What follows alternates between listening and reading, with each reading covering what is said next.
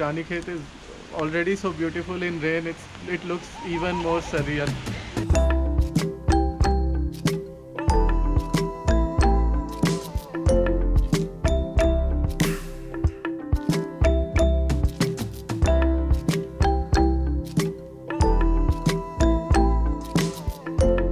This is our day 3 in Nayalap Shitlakhet, and today after lunch we are going towards Ranikhet, and we'll be driving towards Ranikhet, but after a point we'll do rest of the portion, the trail, Ranikhet trail by foot. So we'll be seeing a lot of churches and local houses and everything.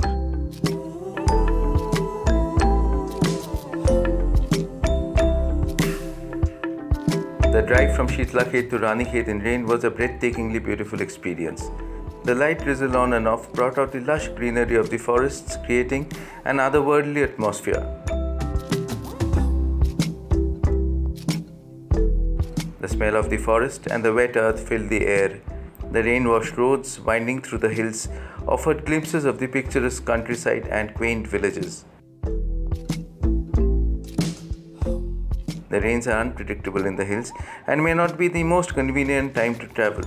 But for those who brave the weather, the reward is an unforgettable journey through the natural splendor of the Himalayan region.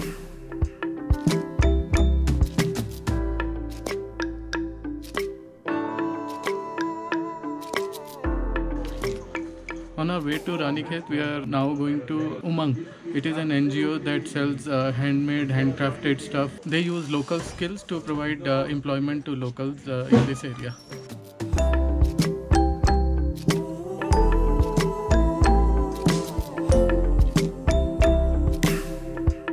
We are at Umang. Umang is this NGO at Almora.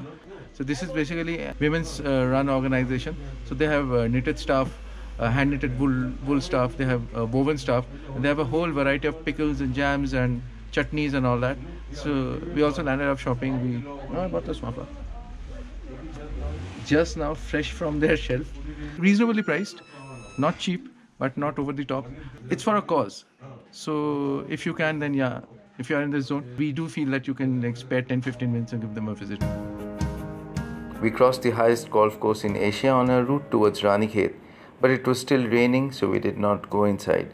The view from outside was still stunning. We are in Ranikhet now, and we've come to St. Peter's Church in Ranikhet, one of the oldest churches here set up by Britishers, but it's not used for worship anymore. Apparently, it's a tweed and woolen factory now.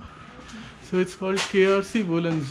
This is a rehabilitation project, and a lot of women make woolens and tweed stuff here. So we are here to check out, and it started raining.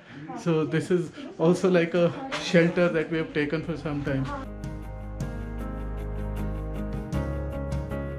We are supposed to visit a few churches, but it's drizzling outside. So I don't know how much we can cover.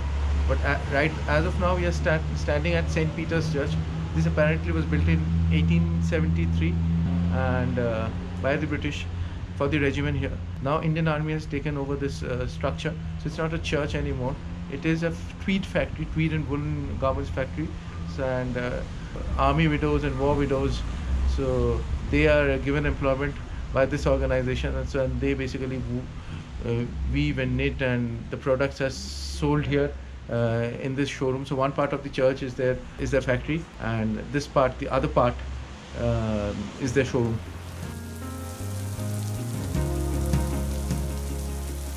And this is how nature tells you, like, who's the boss. So you make all sort of plans, and we had like really different itinerary for today, but then it started raining. I mean, it's raining on and off since last night, but right now the rain is really heavy, and there's some hails too. So now we are changing our plans accordingly, but we are loving it this way as well. The weather is looking nice. Ranikhet is already so beautiful in rain. It looks even more surreal.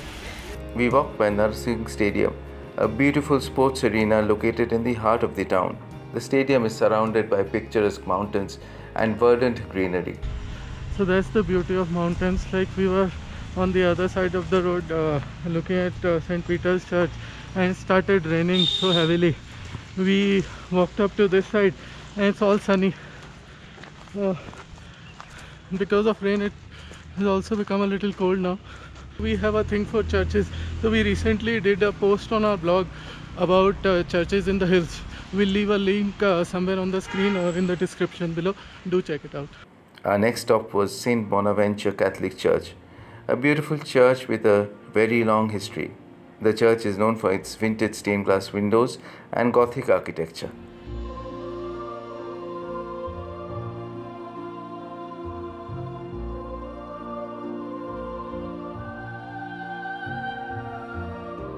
Right now we are at St. Bonaventura Catholic Church. It's a very beautiful church, and this was built in 1899.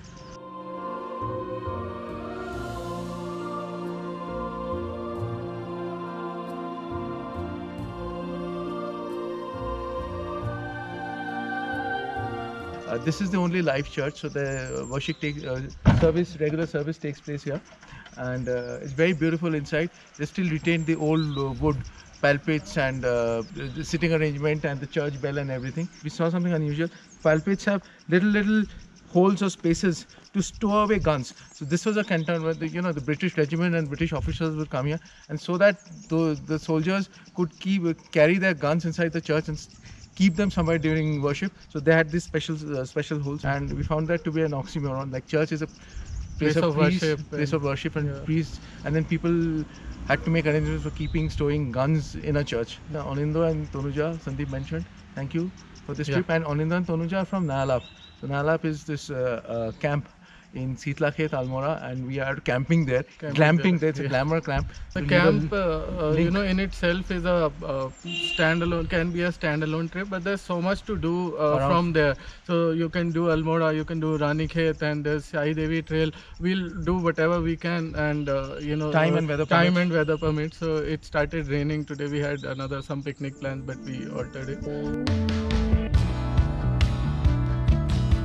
Our final stop for the day was the Ranikhet Club, a sprawling colonial-era building a short drive from the church. The club has a rich history and is a must-visit for anyone visiting Ranikhet. We looked around the club, soaking in the old-world charm of this place. In a while, we sat down and ordered coffee for ourselves. We spent a good hour here exchanging food and travel stories with each other. It was getting darker and colder by the hour, and we decided to return to a campsite at Nayalap. We have planned our next day for the Almora Trail. We will cover that in our next video in Shitlakhet series. Hope you like this video. Let us know by giving it a thumbs up. Please subscribe to Delhi Fundos on YouTube, and please press the bell icon to be notified of our new videos.